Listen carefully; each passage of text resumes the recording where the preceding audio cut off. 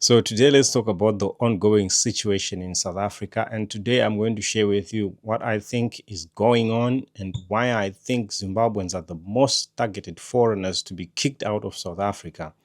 I'm going to share with you my thoughts. Remember, I'm not a prophet, but this is going to happen, and I want you to mark my words. If you have a notebook, write these things down. As you all know, Africans, we have had colonizers, and these colonizers have not given up. And they still want to find themselves back into Africa because they know what Africa possesses. So, this whole thing of kicking out foreigners out of South Africa, I would like to think that the people who are leading the movements, they have been paid by a group of people. And if you are to look at it, they don't really have a hatred towards Zimbabweans or foreigners, but they are just pushing the agenda because they have been paid to do so. But the rest of the people are just following, the rest of the people are just joining, not knowing that the leaders of the groups have been paid. And let me tell you why I think they have been paid. South Africa is the strongest country and it has minerals, it has a lot of wealth. And there is a movement of a group of people, a group of billionaires, a group of rich people who want to move from wherever they are because the war is disturbing their agendas there. So they want to find a place to settle. And among the countries they are choosing to settle in, South Africa has come in their list. So for them to come and settle here, they know themselves that the Zulus are the hot-headed ones. So they have paid the Zulus.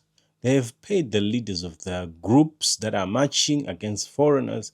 They have paid them so that they will fight against foreigners. And the reason why they want foreigners to be kicked out, they want other African countries to be angry at South Africa so that when they attack South Africa will not get help even from their neighboring countries. I think you have seen videos of South Africans being kicked out in Mozambique. I think also even when you look at Zimbabwe, Mafikizolo wanted to go to Zimbabwe and perform, but the event was postponed till further notice because of this ongoing situation.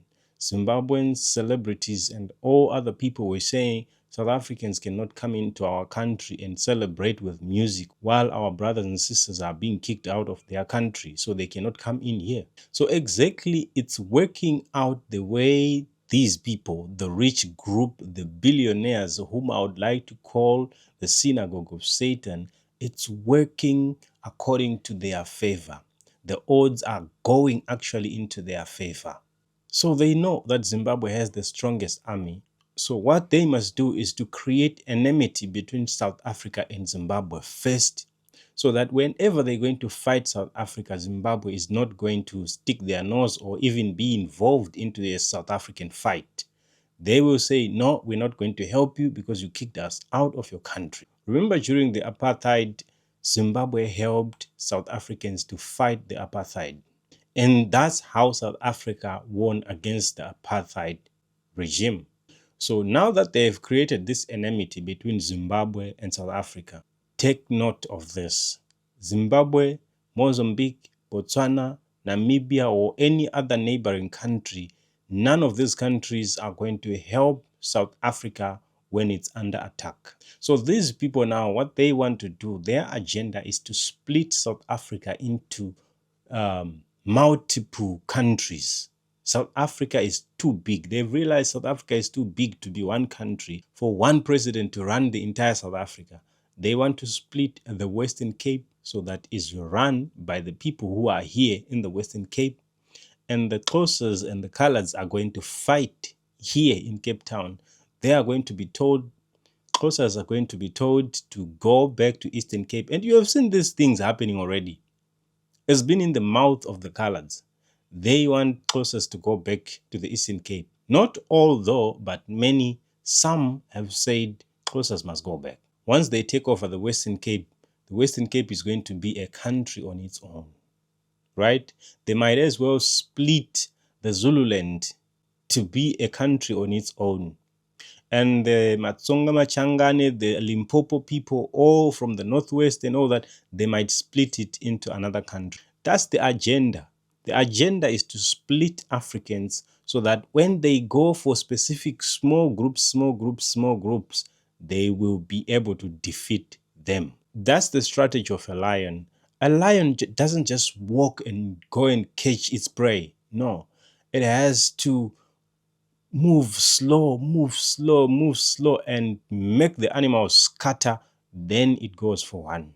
If the animals stand together, even if it's goats, a group of goats, the lion is not going to attack. But the lion wants to scare them, then it attacks. That's exactly what this lion is doing. This lion wants to scatter Africans. So when they are scattered, then it goes for one by one. Because you are already enemies. If you are united, they won't do anything. So if you are not a South African, if you are a South African and you are watching this, just know that I'm telling you this in love. I don't hate South Africans. I love South Africans. If there's a person who stands with African, it is me. But also, I am not racist. I am against people who want to take control over other people. So some people may listen to this and think that Brother Peter is racist. I'm not racist. Love white people.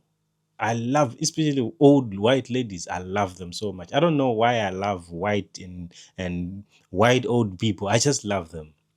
So I'm not racist, and I don't hate South Africans, and I don't hate any foreigner. But I'm just telling you what's going to happen. I want you to mark my words. If this thing continue, and let me tell you what I think about the foreigners who are still in South Africa.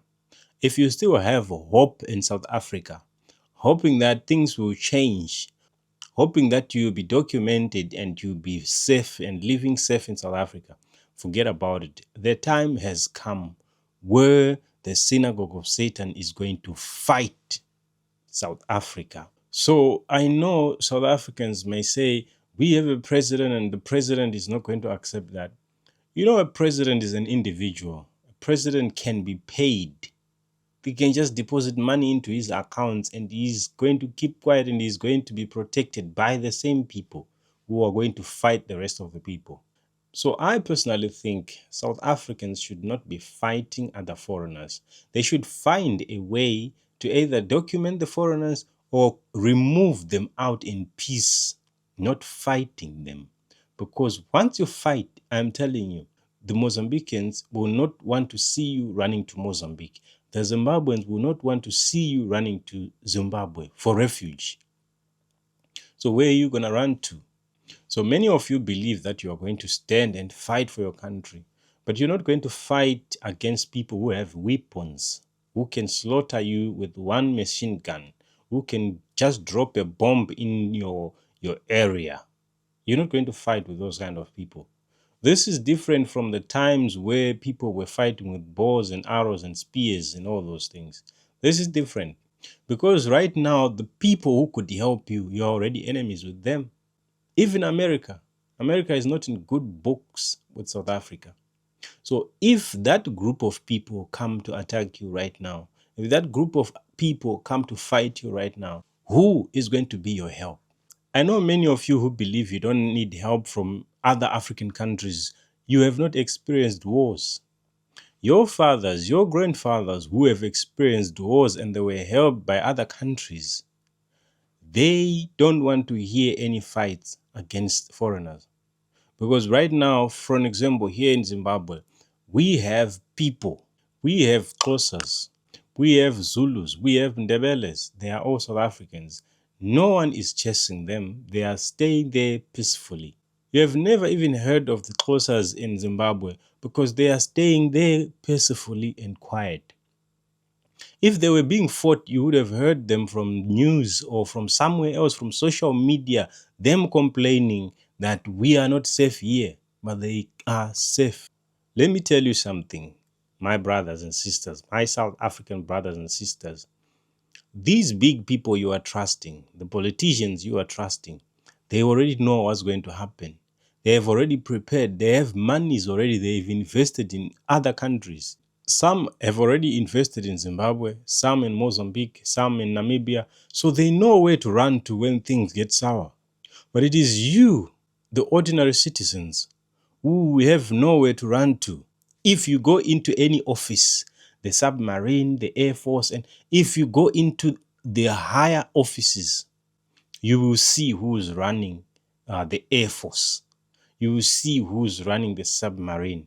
You will see who's running all these kind of. Even when you go to a police station, especially here in Cape Town, when you go deep inside the police station, the offices that are of the high offices, you see who's in there, sitting in there. Those people will be the ones calling the shots and commanding the armies and the soldiers to fight you. As cultural people, the Zulus and Xhosas will fight each other in future. I'm not a prophet and I'm not a time traveler, but I want you to write this down. If this thing continues, I know right now South Africans will say, mind your country, just be in your country and keep quiet. I'm hearing you, but I'm just sharing a word with you. I'm just warning you that this is going to happen. There's a group called the Synagogue of Satan. You can just go into your Google search and search who are the Synagogue of Satan and read that passage. You will know exactly who I'm talking about. That group wants to run away from their country because there is war. So they are seeking refuge. They don't want to go to countries that are already rich because their money is nothing. So they want to come to countries which still have open lands, which still have wealth, so that they can build a new city, a new country. But for them to do that, they won't do that legally. They have to cause a confusion, they have to cause a fight among South Africans. So when you are busy fighting each other, they are busy moving in, moving in, moving in. Who's going to stop them if they come with the cruise ships here? They'll just come as tourists and never go back and get IDs. Who's going to stop them? In the Western Cape, they're already buying places. They've already bought so much land. The only thing that is left is for the land to be occupied. It's for the actual people to come in and occupy their land. That's why you see in the Western Cape, there is still a lot of land that is empty. It's not that it does not belong to somebody. It belongs to somebody, but it's waiting for its rightful time. They are waiting for the right time to pop up. This is why you heard that the Home Affairs of South Africa has gone out issuing IDs to the people outside of South Africa. Who do you think they are issuing IDs to? Trust me, a country will need help from another country. Even from the old wars that were happening in the old ancient times, kings were supported by other kings to win a battle, to win a fight. You can never win a war against 2 or 3 countries and you are just alone. You need the help of other kings. But if you are fighting with other kings, that's exactly why Africa was colonized. They first made sure that they made African kings separate. They went and spread rumors and lies that this king is saying this about you, that king is saying this about you, and the king started fighting.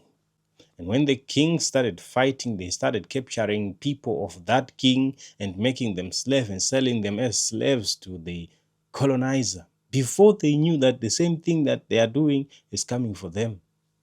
This system is not your friend, guys. This system is not your friend. South Africans, this is the right time. If, as an individual, you as an individual, this is the right time to be friends with any foreigner of any country that you may want to run to, so that when things go bad, you will call us and say, please find me a place. I want to come stay there until this thing ends. Don't do it. Just don't do it as a group of people. Just do it individually. Find a foreign friend that you can be friends with, and that friend will welcome you into his country when things go sour. And this, what I'm talking about here, is not going to take many years. It's going to happen. These people who are pushing this whole agenda of foreigners must go back, we don't want them here. You thought it was about papers, yet they're now telling even doctors who are working in the hospitals, they're telling teachers who are legally here, they're telling them to go back. They don't care.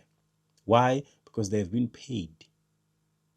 So when they kick out a doctor, when they kick out a lawyer, when they kick out anyone who is legal, do you think they're going to be friends with Zimbabwe? Do you think they're going to be friends with any other neighboring country?